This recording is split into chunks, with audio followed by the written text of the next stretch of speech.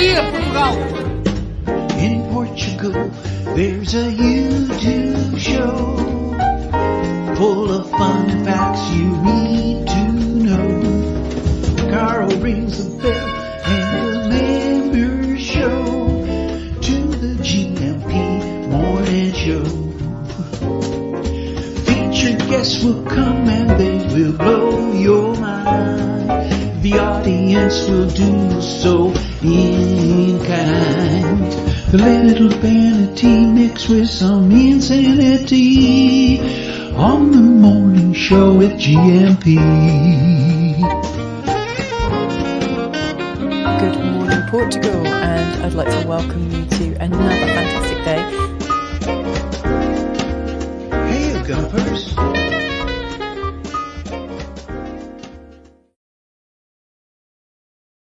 Hola, bom dia, alegria. Munson here with the Good Morning Portugal show, live stream and podcast. How are you today? Do let me know. Tudo bem? Como estás? We'll have James with us in just a moment. I just want to go back to the opening meme this morning, which is, I wonder what the part of my brain that used to store people's phone numbers is doing now. Because we used to be good at that, didn't we? We didn't have mobiles in those days. We used to have an address book maybe, but a lot of the most regularly used numbers were memorized. And I suppose I realized this morning as I checked my online balance, it's become, instead of the exciting proposition of having our best friends and family's numbers as memories, they are now odd and random code words to pass security, to protect us from our own stuff. Anyway, there's that, and to go with it, it's been a real difficulty choosing the memes, the pre-show meme, because there's so much good stuff around at the moment. Some of us know all about living on the edge. This is from the same time. We used to answer the phone without knowing who it was. Can you imagine doing that? And of course, like all great inventions of humanity, it eventually was abused, wasn't it, by telemarketers taking advantage of our curiosity and good nature and good manners. Anyway, I'm sure James will have something to say about this. Let's get him onto the screen so that he can welcome you with me, side by side. We shall welcome you into a new week this morning. Let's play his theme tune and talk to him after this.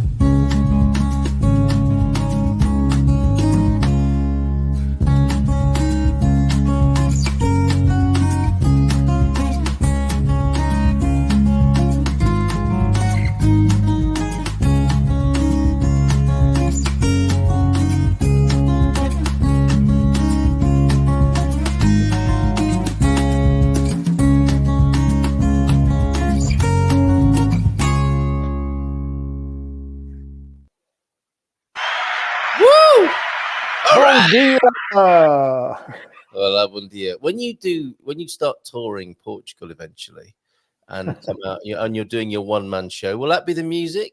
How will it work? Will it be that, or will it be, hi, I'm James? Oh no, actually, you'll need someone else to maybe I can come with you and I can say, he's James and he's an old guy in Europe, and then the music plays, and then you come out in a cloud of dry ice and music, and behind you lights. Well, and of course, all the marketing and all the branding, I would have to stick with the theme music that I use for An Old Guy in Europe. Okay, all right. That's my Old Guy in Europe theme music. This is my Good Morning Portugal theme music. I have two theme songs, Carl. Check you out. There's not many people who can say that, right? And I'm an old guy in Europe too. Right. It's a bit like being an Olympian, I would say. Man, living the life. Let's congratulate the Portuguese fellas, Yuri Leitão and Rui Oliveira, who won track cycling gold, which meant that I believe we have in the homecoming Portuguese with medals, one gold. Did I get one gold between them, those two silvers, and the judo lady, who was the first to win a medal. So well done, Portuguese Olympians. Congratulations. Yeah, have you seen the breakdown of medals per capita? I thought you were going to say the break dancing. A lot of people saw the break dancing, and Portuguese even recorded a video. No, I haven't. How are we punching way above our weight? It's interesting. I think it's a fairer notion of, how a country is doing as Olympians compete. Because Yes. if, you know, the United States has what 340 million potential competitors, so they get 10 golds. It's like, what percentage of the population is that? Pretty Fair point. tiny. Yeah. But if Portugal gets 1 gold, that's significantly better than, you know, 10 golds in the US. So I think it's an interesting way to break it down, just to get a sense of, you know, per capita or per population. How did we Who won do? on that basis? Do you remember from your research? It's funny. I just looked at it. I saw one yesterday on Facebook. I think it might have been Russia. Really? Yeah, and the United States was in there. China was in there. I think it was like the top 10 countries. So I can't remember them all. But I mean, people from the United States are so used to having the most gold, silvers, and bronze in the Olympics. Right. You know, World that domination. it's always a surprise if we're not there at the top. It's like, Yes. oh, we'll break it down by population, A lot of and look what happens. Well, I found something here, medals per capita.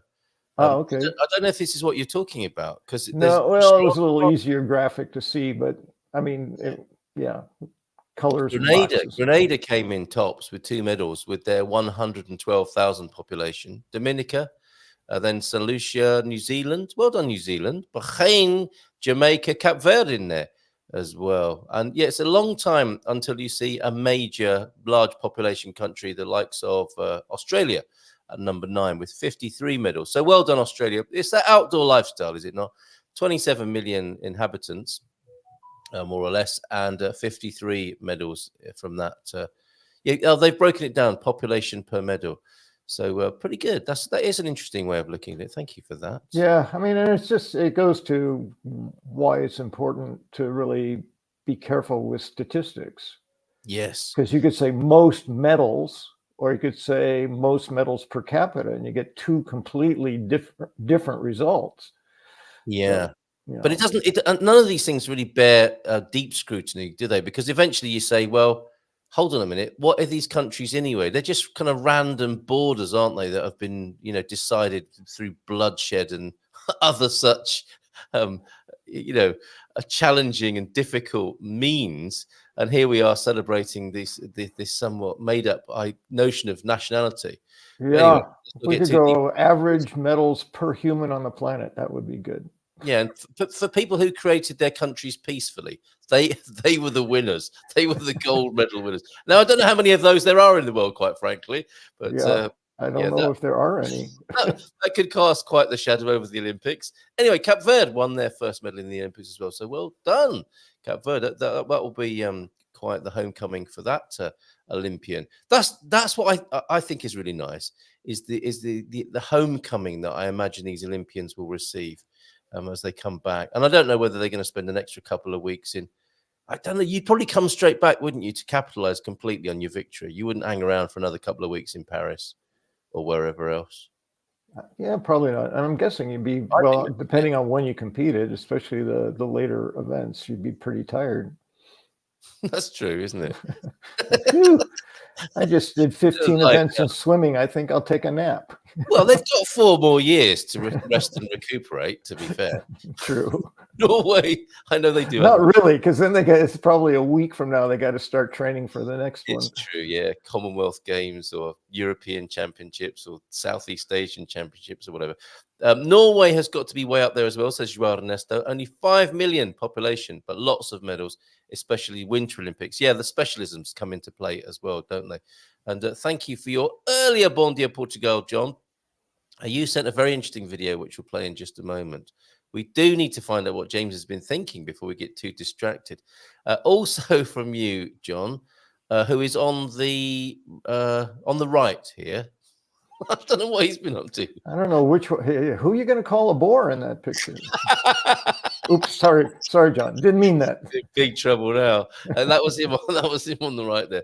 Let's quickly move on and say a few good mornings. Come back to Coach Tenner's God Squad tip of the day in a little while. Bom dia, campos, e bem-vindo a uma nova semana. Do you remember when you used to speak only in English? Very good work there, Coach. It seems there are 2 small people running around the house. What? Oh, okay. Mrs. T is in her element, but we might be a little tired by Friday. Okay, very good. Grandparent duty. Come back to the God Squad tip of the day. It's about balance. You like a bit of balance, don't you? I think, James. And there's your greeting fully in Portuguese there. Bom dia, Campos. Imagine that. Como foi o vosso fim de semana? Right there. Antonio F was early in as well at 8:48, and T-Duck as well. Bom dia, Alegria Campos. Thank you very much. Deagle. Bom dia, Carlin Campos. You all missed a cracking weekend in Belfast. 3 days on the bounce. 3 days on the bounce. That sounds like fun, doesn't it? I've got to wear shorts, sandals, but heavy rain overnight, so don't bother coming. All right, I'm cancelling. Should have been heading to Portugal today for a wee 10-day trip, but things caused a change at home, but soon be out to Portugal. Looking forward to that, Deagle. Love to Kathy, of course. Michael Barton, Body Gubbers. I hope everyone had a great weekend. Yes, send your photos, 913-590-303. I love a touradas and a black coffee. My first breakfast always when in Portugal. It's not toast. Tourada is not toast. It is bread jenga slathered with a butter. And going back to what did you make of the phone number thing, James? Do you remember your old phone numbers? You know, I the first thing I thought was, I even remember that my phone number when I was, I don't know, 12 years old or younger, my home phone number. And then I started running the numbers. I started getting combinations of old familiar numbers. Said, okay, well, it's not quite as organized as it used to be. The numbers are still there, and many in sequences, just not the right sequences to make a full phone number. How about ringing those numbers up, though? See, you know how people sometimes knock on the door? I mean, when we lived in the house in Korea, not Korea, but Korea here in Portugal, people would knock on the door because it used to be an old guest house, and they'd say, oh, we used to stay here years ago. Just interesting to see that there are people here now. Is it possible to have a look around? And I used to love doing that. But you could do a phone version, couldn't you? Just ring up your old number and say, oh, I used to live there. I used to have this number. And they're Maybe we should meet for coffee. We still get calls for you. That's right. You had some tenacious friends. They want to know where they can get their money. Goodbye. Put the phone in. They're still hunting you down. 2494. Is that an actual one or is that from a telly? It sounds like telly. I do remember a Absent 2920, which was a British phone number address that I lived at when I was probably around 10 or 11. Remember that one? And then in London, I remember the number where my mum lives. I don't have to type it in anymore, but I remember it from saying it before mobile days. And the numbers got longer and longer. That's part of the problem, isn't it? They were just like 4 digits like this, and people shared numbers, and it got more and more complicated in a way that people probably didn't imagine. Yeah. So, and then by the end of it, London was, I think, 8 numbers, which wasn't easy. It just lost any sense of, the mental choreography that you could use to remember it. It just became very unromantic, frankly. Yeah. In the US, it was always a minimum of 7 numbers to begin with, and then 3 more to identify the area that you lived in. So, and now it's 26 numbers. Well, I think it's still, I mean, there's the +1 for the US code for the country. Yep. Then there's 3 that tell you, what part of the state, what part of the country you're in. And then there's the 7 numbers that make your phone ring. So that's just a mistake. How did you get to have number 1? How did you? I mean, you must have been early into telephony. Maybe they set up the whole system. I don't know. Sounds like, doesn't it? But you're right about the rhythm, the choreography, because with a 7-digit number, it was always 3, then 4. Yes. So da da da da da da da. Yeah. And there are comedians who've done shticks on doing it wrong, like doing 4 then 3. Or doing 5 then 2, or 2 then it's like, and it totally messes you up. They can't hear the phone number when you do that. With your Portuguese mobile, do you go 333? Huh? Yeah. 913-590-303. Yeah, and there's so many 9-digit numbers that you kind of have to. And of course, one of the blessings I got in Portugal is I got 2 sets of numbers, 2 sets of 9 that had repeating numbers in them. Ooh, very good. Randomly, you can choose 0508507. It's like 2 5s, 3 zeros. Where do they put them? Yeah. Okay. And I believe here in Portugal, if it's mobile cell, as the Americans say, it begins with 9, and the landlines begin with 2. I think that's the way it goes. Antonio F will confirm that for us, I suspect. Bon dia gumpas from Jackie as well, and Northern Ireland, Cape Verde got 1, Portugal got 4. Never had won so many medals previously. Northern Ireland 4 gold, 1 silver, 2 bronze. Some are Irish citizens, other UK. I think we're doing good here in Northern Ireland. And yeah, Norway, flying the flag there for Norway is Joao Ernesto. Lord Travanca also in this morning. How are you? Did you win any golds in the last couple of weeks, Lord Travanca? Or did you have someone else do it for you?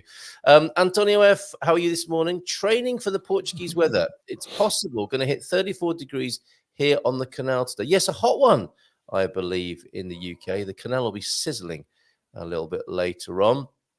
Yes, Antonio, look at this. Love. We're eavesdropping on private conversations in the Gumper sphere this morning. He is already at work, but mentally preparing for another vacation time. Nice one, Antonio. I think you had a nice. That's most people in their careers. Probably is on a Monday as well, right? I guess that is crossing a lot of people's minds. Antonio F says, Jackie, enjoy a nice cuppa with dreams of exotic holidays, and the day will fly by. There you go. Not very mindful though, is it, James? What, dreaming of dreaming holidays? of your holiday when your boss just drops a great big stack of work in your tray there, wakes you up, brings you back to the present moment? Yeah, well, I guess if you really want to get to the crux of mindfulness, it's looking at yourself, looking within at yourself. So, I don't know where dreaming fits into that. That may be a part of it, and maybe wondering what the dream is about or how you'll fulfill it or whatever. Let's call it creative visualization. There you go. Antonio, have some big dreams at work today. Go think about your dream destination, fake it till you make it, and do some of that Shakti Gawain creative visualization stuff. Next thing you know, you'll be on that beach sipping a cocktail. Yes. Owen, also here this morning. Bom dia, a partir de lado terceira da estrela. Wow, you can't get more Portuguese than that, arguably. Well done, Owen. And keep up the good work. Seeing the photos, it's amazing. What you're doing over that way. And before we go to Stephen White at around 9:30, a property miners, home investment developments, he's going to tell us what he's doing, what he's up to. Some exciting stuff, actually. I love this picture, and it connects. I found a way to connect it to mindfulness. I called it transformation. And that's what I think mindfulness is about. So there's your physical transformation of property. James will now talk to us about the mental transformation that mindfulness can bestow upon us as the humble human being. Well, I don't know I'm prepared to talk about that, but there has been something kind of poking me in the ribs for the last couple of weeks with all this stuff about news and politics and being informed and all that stuff that I wanted to talk about last week, and then as is usual we get distracted and talk about other things that are all interesting to me. Yep. But it felt like I really want to really say something about it, because this is something I've explored for most of my adult life, probably even into high school, and it was Andy's comments about we need to be informed that really resonated with me, but my opinion on that has shifted as I have aged and as I have experienced, the real world and so on and so forth. And then you posted something on Facebook, a lecture that was being given about essentially the educated and the informed that tend to be swayed by the false information, the more inclined to be brainwashed group.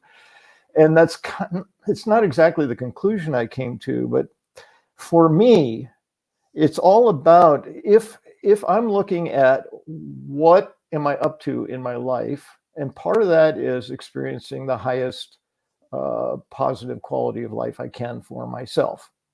But in that, it includes helping others, being of service, those types of activities. So I got to looking, one of the reasons I chose to stop watching commercial news and listening to news on the radio and reading news in the papers is I reached a point where I said, what am I getting from this? what does this do for me to accomplish that other thing I just said about the highest potential quality of life for myself? And the answer, surprisingly to me, was absolutely nothing. It does nothing to make my life better. Knowing all this does nothing. It doesn't change anything. It doesn't make me feel better. It doesn't change the fact that I'm performing acts of service or whatever it is I'm doing to fulfill my life and to help others. And I said, so why am I doing it? I said, well, because it's necessary for us to be informed about what's going on in the world. And I kept pursuing that. And that was long before I was aware of this notion of mindfulness. So it's like, well, essentially it came to what end? So, well, I know what's going on. So what? Okay, now you know. What does that do for you? Well, I worry and I get anxious and I feel helpless and there's nothing I can do about any of it. And it's like, okay, so why is it important to be informed? So what can you do about the information that you have? Is there anything that you can, and this is what ultimately led to what do I control? It's like, I don't control any of that. That's all outside of me. And essentially what it's doing is it's bringing me down and it's causing me to see the worst in people and the worst in what it is to live a life, because that's essentially the news. You don't get hardly any positive stories. And I believe that, for every one, what we would call negative story, there's probably at least 10 amazing, miraculous, positive ones out there, but we don't hear about those. And as I have aged and as we've come to connect with the internet, it's more and more and more about more and more and more of the world. So I've gone from my local community of, living in my neighborhood with my friends and just figuring out whether they like me or not, to the whole damn world is going to hell in a handbasket and I can't do a damn thing about it. And it's a huge shift in one's perception of life. And I said, bag it. I'm done with that. I don't need to, what I feed myself, I become, and I'm feeding myself this deluge of gloom and doom. So no, I said, well, then you won't know what's going on.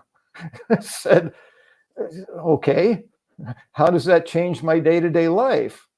Well, I just feel better about the life I'm living because I don't know about all the crap that's going on that I can't do anything about. How very dare you feel good about your life like that? Yes. And then there's, Andy made a point, and again, I'm not disagreeing with him. I lived in that place for a long time.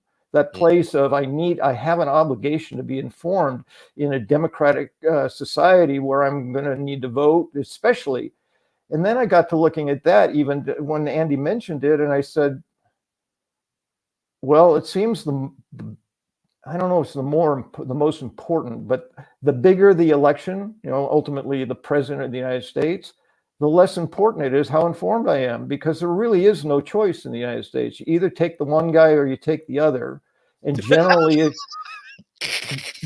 it's the lesser of two evils, and nobody really knows what either one of them is up to. We don't really know. So we think we're informed. Oh yeah, well, he has this background and this history and this experience, so I'll vote for him. Or that guy's a total idiot. I'm not voting for him, so I got to vote for the other guy.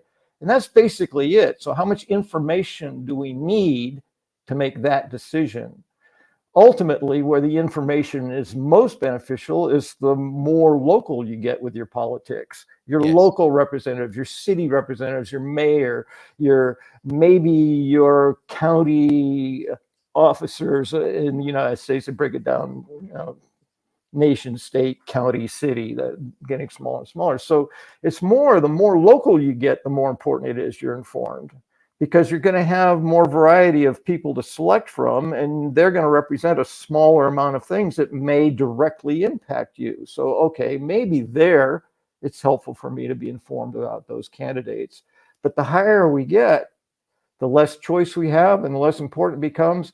And so then my informed vote, because I did 1,000 hours of research, goes up against some idiot who doesn't even know. The only thing they know is they go over there and they mark something in a box. Yep.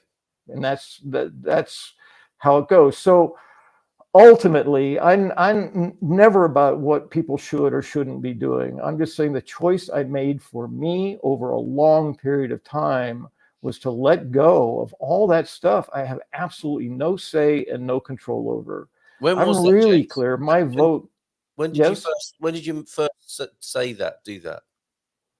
Well, it's funny.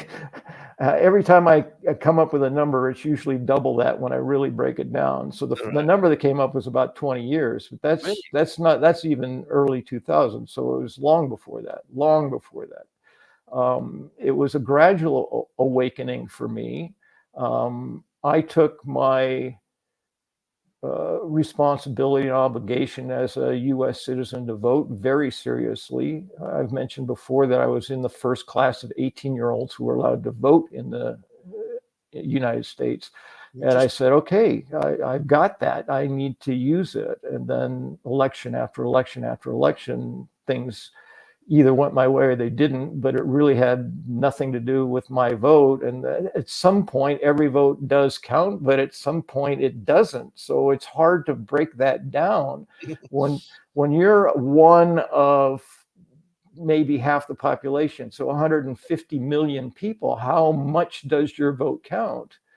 The other thing is that the people who represent me from California, they just always get elected whether I vote or not, because the people of California tend to agree with most of them. There are areas of California that don't, but they tend to be minority populations that don't generally win anything beyond a local level. So I just, at some point along the way, it became clear to me that there's very little I can do on that level. Being informed, it's like the important stuff. If there's a tsunami coming, I'll know about it, even if I'm not looking for it. You know, if there's something that's going to endanger my location or my life, I will find out about it. Especially now with Facebook, it's like most of what I find out about what's really important going on in the world is through Facebook. Whether it's that particular angle is true or not, you know, all those things. But at least I know it's happening. And even then, what can I do about it? Yeah, I'm guessing you're not haunted by memories of if only I had known that had happened on that day, because you never say that to yourself, presumably. No, I don't know.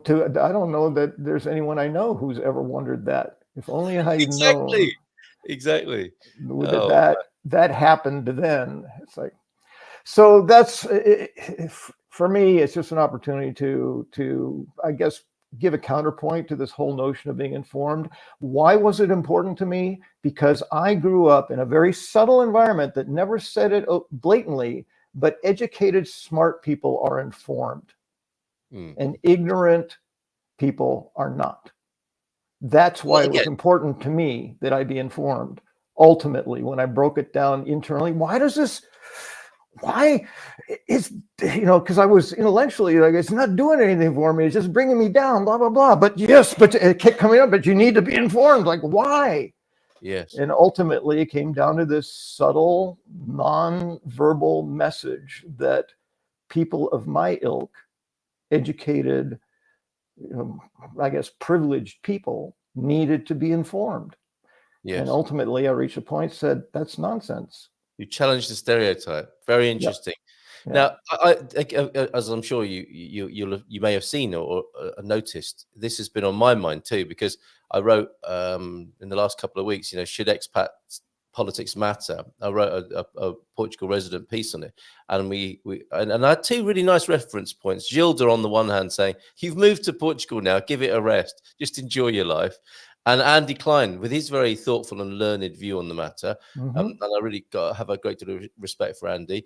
And of course, then you make your own mind up with these opinions that you hear. Yeah, you got to do what works for you. Yeah, Andy's words always ring in my ear. If you don't do politics, politics will do you. I mean, they're doing us anyway. Is my response to that. Exactly. That's what this was in my mind only yesterday.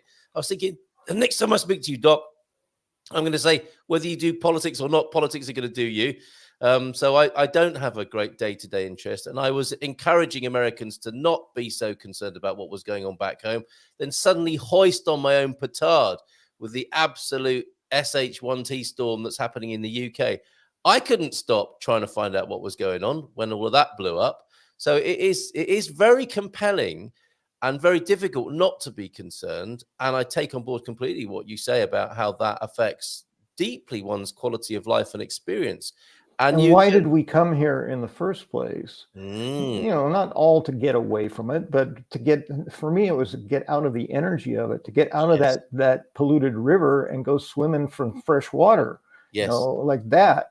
And I will say that in Portugal, when I become a citizen so that I can vote in national elections, then I will make an effort to be more informed. And that goes to the representation, because you don't have just two candidates going for the whole show. Yeah. You can say, oh, I really believe in animal rights, and I've got some people running for that. And if enough people vote, they will actually get a seat at the table. In the US, nobody, if you're not a Democrat or Republican, gets a seat at the big table. The local tables, yes, you can be all kinds of different things. You have to be declared, and you can get a role in determining things. But on the national level, there's two choices for every single position, every single chair at the table. Yeah. So anyway, I think perhaps based on that, it's more important to be informed in Portugal when it comes to politics when you can vote than it does in the United States. That makes sense. That definitely makes sense. And certainly you're here now, and to have some sense of influence and involvement would make a great deal of sense. Yes. Okay. Thank you very much, James. Thank you for unburdening yourself and sharing that with us. Steve has experience of living in Canada and the United Kingdom, I believe. I wonder what he might say about this. He might not want to say anything about this. He might say politics, schmolitics. I just want to talk about development opportunities and investing here. And that was basically my declaration here. Politics, schmolitics. I'm not going to talk about it anymore. I'm done. Thank you. Thank you. Right, let's give a nice round of applause and bring him onto the screen. Morning, Steve. How are you? Morning, everyone. Can you hear me okay? Hola, yeah. How are you? Tudo bem? Not bad. Not bad. I'm currently melting in this heat in the UK. I'm not too sure if it's the same in Portugal right now. Not yet. Not along the coast, anyway. Let me check the probe. We are currently at 25. Actually, it feels a bit warm and muggy, but I think you've got some serious heat, haven't you? Not in the UK. Yeah, we're supposed to be getting a kind of like a heat flash. It's supposed to get up to about 35 degrees, but it's very humid. It's not like it's like from the sun. It's just humidity that is really driving up the heat factor here. Right. Okay. And clearly, then you are controlling your Portuguese empire from the United Kingdom. At this very moment, yes. We find most of our client base is coming from the UK, so we are based out of the UK, but we go to Portugal, and we have teams set up in Portugal right now as well too. Very good. And how are things going, Steve? I showed the picture of this particular development, which I think is very attractive. I don't think there's this picture, like I have to point out that Johnny's on the right. But there is, there's quite a good comparison there, isn't it? You can go from this to this. And there is your before, obviously top there with that fabulous timber pillar there. And that's your visualization for how it's going to look. This is the sort of work that you're up to at the moment. What is this called? Valongo, this particular one, did I say? Yeah, it's just outside Pedrógão Grande. Like, I want to say maybe 5 minutes, if that. So what I try and do is I try and find locations that I'm starting to see the signs of growing and signs of, people are trying to provide opportunities for these areas. And they're doing things out there, like they're putting in brand new sewage lines, they're redoing the internet in the area, there's cell phone towers going up. We look into things like bus routes, we look into, where is it cheaper for people to live? We're trying to build luxury properties at a affordable cost for not only foreigners, but Portuguese people as well too. And I imagine you're changing the game by doing that. You're seizing upon the sort of opportunity that's arising, and then by investing and developing there, you become part of the offer, don't you? Eventually, I guess there's a developer's curve like that, isn't there? Yeah. So we try and incentivize so that it's, excuse me, like a win-win situation for everyone. So not only are we taking on properties that are ruins and, are driving down the value of the homes that are nearby, but we're also providing accommodations for locals and also foreigners that come to the area and that need a place to stay. So, for example, we are working with the municipality of Castiñeira de Pera right now, and a few other locations where they will be helping us create the properties or find the properties that are troublesome properties, in which that we will bring the money in to refurbish them, in which that the person that owns the home, instead of them getting nothing out of the deal, they get 50% of the profit. So instead of us purchasing the property right up front, we're just paying for the renovations and then selling it to the end client.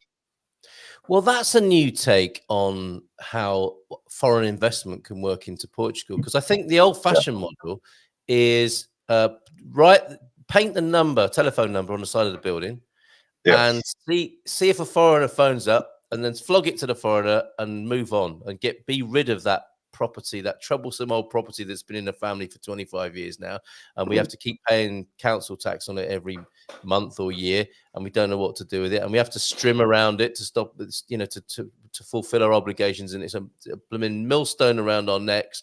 Now you're bringing a new opportunity then into the owners of such properties, that they can, instead of just flogging it off and being rid of some terrible problem for the family, they can watch it develop and enjoy the spoils, if you like. Yeah. So I find there was a lot of properties that are being put on the market where they're being priced over, the cost of what it would be to renovate it. You understand what I'm saying? So let's say the property is, when it's all fixed up, is worth 100,000 euros. People are trying to sell a house without a roof, sometimes not even walls, for 80,000 euros. So it's like, what is the point of us putting money into this situation to make it a home for ourselves, maybe for our future clients, when there's no room or a gap for us to work with? So what we offer to do is pay for all of the costs when it comes to taking on these properties and taking over these properties, and also selling the properties as well too, so that all they're making is, they would have to pay a little bit of tax and they would make a profit at the end of it as well. Well, brilliant. And this is quite a new process, isn't it? I mean, what I would love to see one day is you come with some Portuguese partners that you've been working with, because it's in the pipeline at the moment, as I understand it. But there will come a day, won't there, where you might turn up one Monday morning with some Portuguese partners who say, this guy's great. We had this ruin and we worked with him, and now we've sold up, or we're still involved, and this is a new precedent for how property might be improved here in Portugal, as you say, as a win-win scenario. Yes. So, for example, the house that you actually showed there, we actually didn't pay for it up front. We signed a CPCV so that we have a time frame to fix the property up and then find a buyer for it during the process. Right. Okay. So we don't actually own the home straight out. It's we're literally putting the money in to renovate the property. So not only does the person get an appreciating asset if something decides to go wrong, let's say we decide to back out after 4 or 6 months, they at least have an asset that is appreciating and not depreciating. That's great. That sounds really good to me. They retain ownership, and you're putting in the sweat equity, if you like, to improve it for everyone concerned. And then along comes another winner potentially in the mix to buy it and enjoy the what's gone into it and the previous ownership, and they end up with the property at the bottom there. How do you come up with these visualizations? Who's in charge of that? That's quite the transformation right there, isn't it? I work with a really solid team. Maybe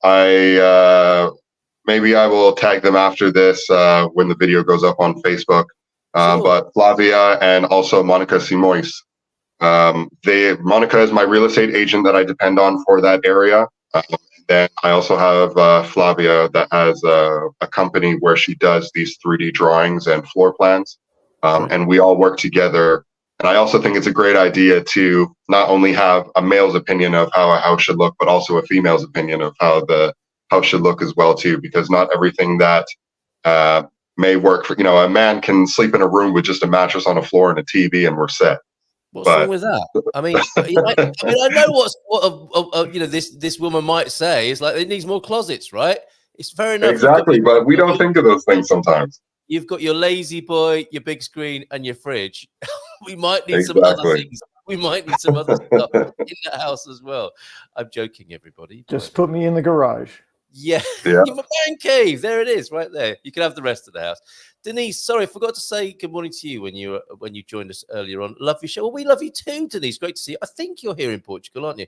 And Antonio F, as is customary, making you feel comfortable and welcome among us here. So yeah, do join us more often. I think I recall seeing you on Facebook, Denise, but lovely to see you here in this environment as well.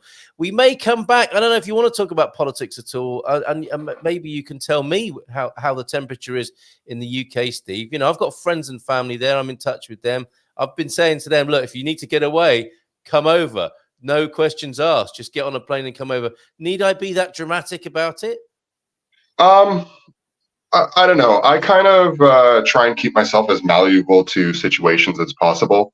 So regardless of what is going on in the world, I always have to look at, on an investment perspective of things, you look to the news to see what's going to happen for the future or what you can kind of gamble on for the future. Yes. So let's take, for example, during the Euros, while Portugal was playing, there was, I believe it was 817 million euros was agreed from Brussels, Portugal, to get a train line, a super fast train line that goes from Porto to Lisbon in an hour and 15 minutes. Yes. But no one seems to be talking about this, and they're not talking about all the stops along the line that, you can invest into and you can start to create a profit from those. So property values in these areas that are growing or getting the train stops will grow in value within the next 5 to 7 years. Yeah, yeah. So, and you find that sort of information, do you? You have to sort of do a bit of a dance with it, and yeah, I try and follow what's going on social media. I do a lot of translations of. I find Portuguese news is different than what is written in the English news sometimes. You can go to different websites where it'll say A, B, and C has happened in Portugal, but then you will only get C on the English side of it. Almost like they don't want to tell you everything that's happening in Portugal to give it a Portuguese advantage. But that's why do you? Yeah, I mean, I guess you're alluding there to why you think it's happening. But why is that? Do you want to say more about that? I mean, I write for one of the English-speaking newspapers, but it's true. I mean, you get an entirely different sort of ivory tower view in a way, don't you? If you only read the English. The Portugal news or the Portugal resident, for example. Mm-hmm. I mean, we are in their country as well, too. So I think that it should be something that we should do as well, too, is take on the Portuguese perspective of things. Because, we all moved to Portugal because we enjoy their lifestyle and not because of what we're used to back home. So we need to start applying ourselves in that sense of things. I see a lot of people, they want to grow their own English-speaking communities or whatever-speaking communities, and it's like, okay, sure, you can do that, but then you're starting to segregate yourself from why you moved to Portugal and the reason why you came to Portugal in the first place. I was talking to Mrs. M about this last night because, in any immigration debate, that comes up, doesn't it, about how some people want to be among their own people, if you like, and develop a new kind of like a new version of their old experience. Yes.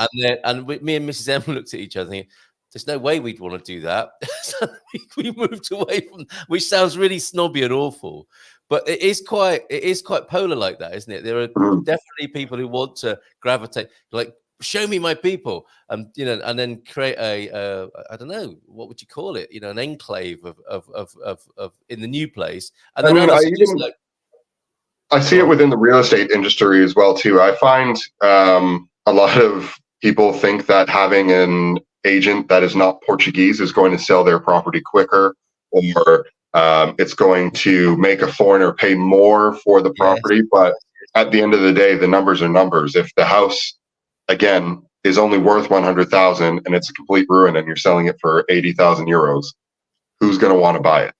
Yeah. Very interesting. That's looking at it from the other way around. Very interesting. Let us know whether you are, I don't know, it's a bit of a sort of the Marmite and a bit of a polar debate. I don't want to encourage polarity, but that does seem to be how it goes. People have seem to be quite firmly, there's no way I want to be with the people I've escaped from, and people embracing the local culture, obviously, and wanting to have a purely Portuguese experience, and the others like, I need to be able to speak English in case there's an emergency, and I need to be surrounded by people who are familiar. So let us know your thoughts on that this morning. And some people, quite frankly, say, I don't need to learn Portuguese. I'll just speak English. Yes, yeah, So yeah. it runs the whole gamut.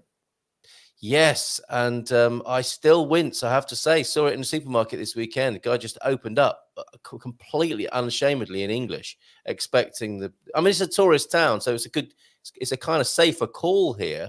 But I can't imagine doing that, just blasting English out without so much as may we speak English? Just like, can I get a bag? And just like straight out there, no chance for the other person Yeah. I just got an image of someone walking into your house to use your bathroom, total stranger. Yeah, right. What? Well, you got one, so I can use it. You could have lifted the toilet seat as well. Oh my, what are these people like who walk into your house and use the toilet?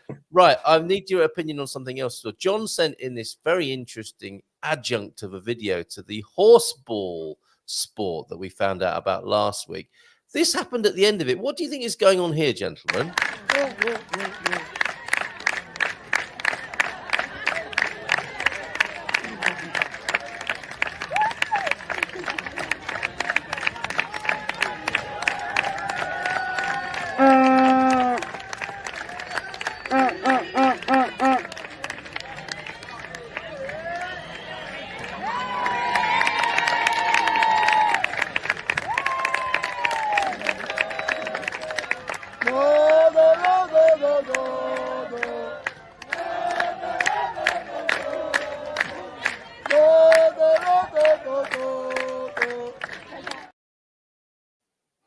It's clear. It's the shirts for skirts. The shirts for skirts celebration. What is that? I mean, this is like frat house behavior, isn't it? That looks like an American import to me. Apparently, they were handcuffed together. They had slap with the ball harness. Yes. Yes. They had their shoes taken from them. They dropped their shorts, pulled their T-shirts down like a dress, and then were forced to do the chicken dance. Did they? I mean, what happened? Is it because they spoke Spanish instead of Portuguese? What happened there? Maybe they were rookies and it was a hazing. It does look like a hazing, doesn't it? It does look like a hazing. Okay, I think I really don't even have too much to say on that because I don't know what is going on. The context. I think we're uncomfortable. Frankly, I think we're uncomfortable, and we hope that those gentlemen recover from that. And have counselling if necessary. Mostly, I'm just confused. After a public humiliation of that kind. So that's what you get up to in the north of Portugal. Right. Correct. If you're only moving to Portugal for the sun and getting a sunbed stay at home, you'll save a fortune. Can't buy memories. You can't make old friends. Very interesting. Aviva here in Madeira, of course. I'm late today. How are you doing? Hit that like button, folks, says Antonio, if you haven't done that already. And Lila is with us. Lila Bugazi. Good morning, Portugal. Fantastic. Good to see you, Lila. And good morning, everyone. What a storming weekend. You're going to say more, Pete, about this storming weekend you've had. Pictures you can send to 913-590-303. Thanks for all the fitness tips. Let's do that quickly and then come back to you, Steve, to find out where else you're developing. Castanera de Berry, you mentioned, who seem to be treating you very well. And Pedrogo Grande, we'll find out if you've got some other areas in your sites as well.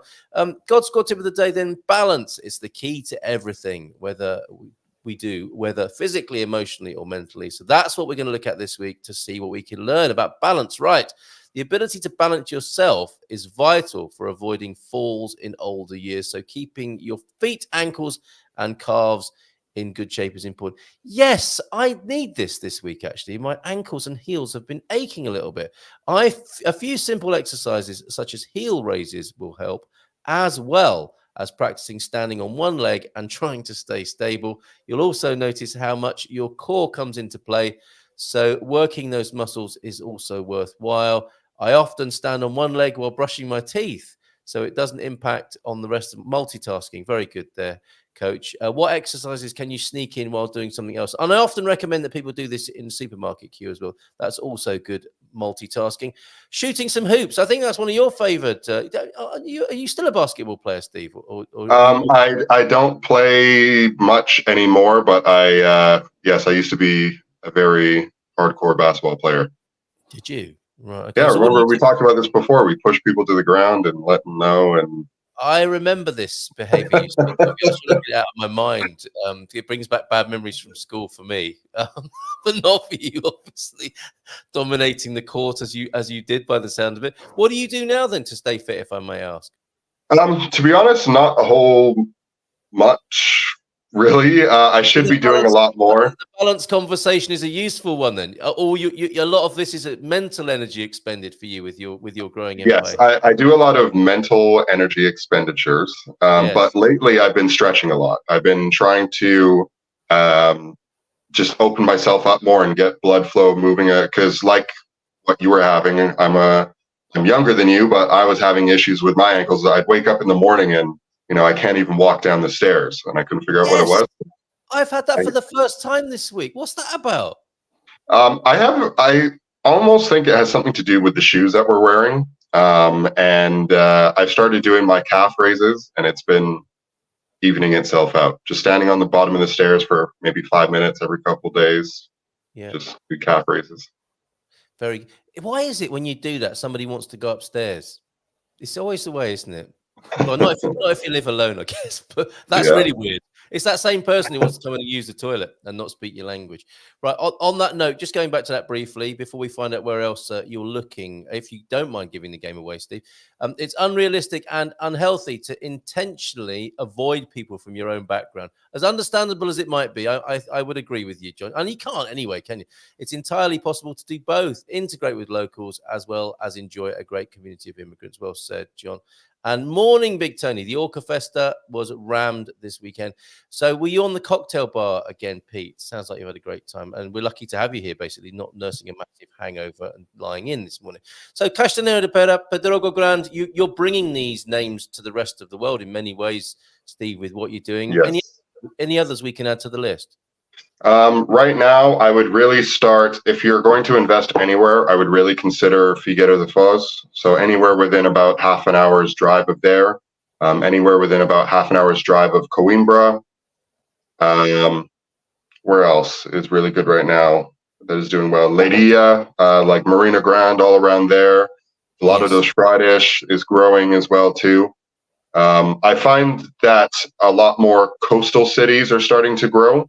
Right. They're starting to get a lot more recognition as compared to, let's say, for example, Tomar or, Braga. Don't get me wrong. These places are always going to be in demand. But if you would like to make a significant growth, these locations I would definitely recommend getting into, because especially Figueira da Foz, they're starting to build a new bridge. They're talking about building a private airport that comes out of there. They're talking about, they're doing a lot of things. There's Figueira da Foz has a train stop that takes you directly into Lisbon, Coimbra, and Porto. There's quite a bit going on.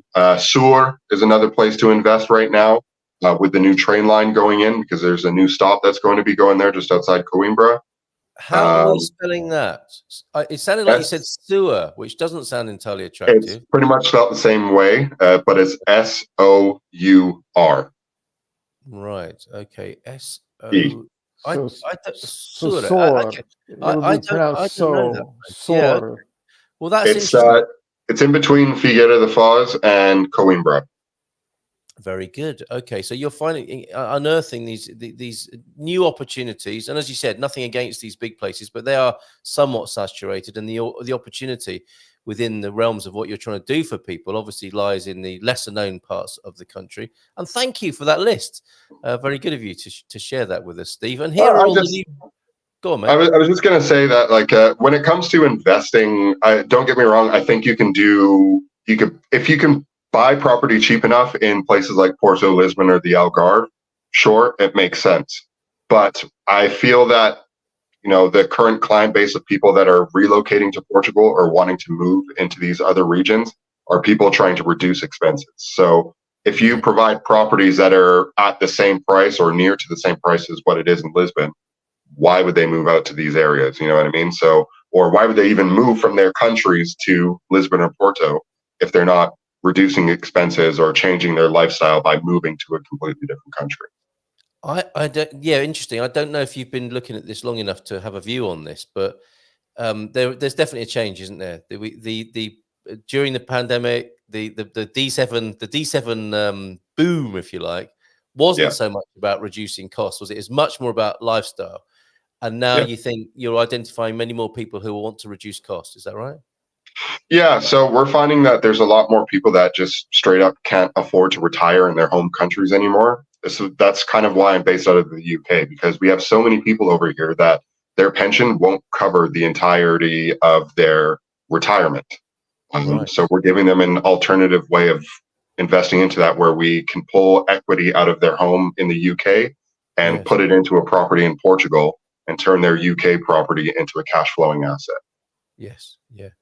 Very, very interesting. What an interesting demographic trend that is. And I looking at the way things are going, I don't see that letting up anytime soon. I guess the flow, the volume is going to increase with that sort of interest, isn't it? That's not going to Yeah, be something that changes anytime soon. I definitely think that right now you should try and pick up as much property as possible, because the demand is just only going to get higher. Um, Mm. Places like the UK, don't get me wrong, it's a great place as a entrepreneur, and if you can afford to live here. But the average wage in the UK is 35,000, but the average home price is, I believe, over 700, 800,000. Right. Most people can't afford that. The multiples just aren't there anymore, are they? It doesn't make sense to be here unless you are, have a business based here, or you're really fixated in this location. Yeah. I fly to Portugal on a regular basis, two, sometimes maybe three times a month. From Wow. September till about March, I don't think I pay more than 50 or 60 pounds round trip. Yeah. Amazing. And that's Amazing. including a rental car. Yeah. And he's getting a holiday every time he comes and does a bit of business and meets all those lovely people we saw in the videos. Right, we will finish with Pete's video from the Orca Festival, which means I need a pithy comment from you both.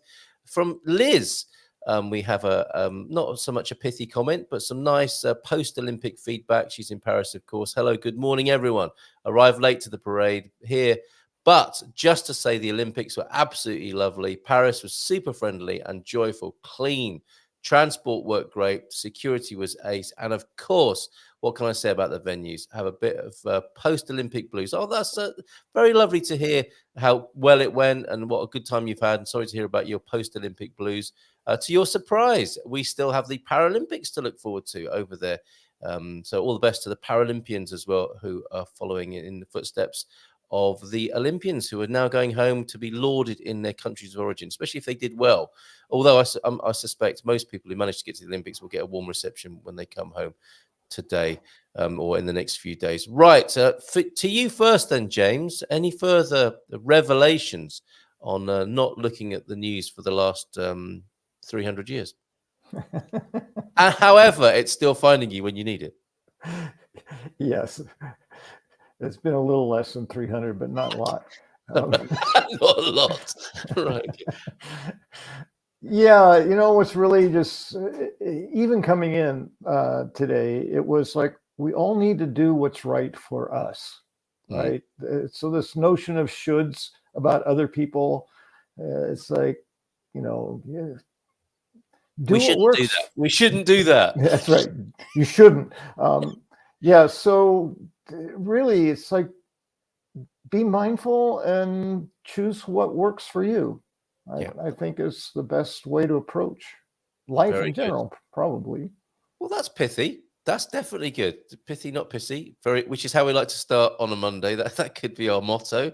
And you may resent this comment that's just coming in, Steve. I mean, me and guilty as charged, possibly me and James. But Steve, honestly, you are now joining a chat between old people. So, Steve, can you smash up that stereotype with some young person insight here? I think answer this question. Have you got another seminar scheduled? we don't have a seminar scheduled for August because it's Portuguese holidays, and trying to get anything done during August is a no-go. But September, there's going to be an online event. And then October, instead of hosting an event in Portugal, we're doing an event in the UK for people that want to relocate over to Portugal. Oh, interesting. Okay. Very, very good. Very good. Okay. And anything else you want to say to us before we go? We look forward to your appearances and tracking your progress here in Portugal. Anything else you'd like to add before you go and before we have a bit of a rave up actually in just a moment? I would like to maybe say, if you're under the age of 35 or know someone under the age of 35, try and get them to purchase property in Portugal, because now there's incentives for them to do that. They are dropping taxes or IMT. You don't have to pay that. You can get 1% mortgages now as well too. There's lots of incentives for younger generations to invest in property where you can make a difference. So if you have some money or you're able to get a hold of some money to purchase a property to have as a long-term rental, not only will you provide yourself with a cash flowing asset, but you will also be providing homes for people that need it. Thank you, Steve. It's so lovely that you've been able to share that this morning. Things are going in what seemed to me to be a very positive direction here in Portugal. Very helpful. You're right in the middle of that. James, thank you very much. See you next Monday, my friend. And we'll go Always out. a pleasure. I don't know what's happening with this video. We'll find out. Pete can send inappropriate things from time to time. This might be one of them. We'll see you again tomorrow. Thanks, gentlemen. Take care and bye for now.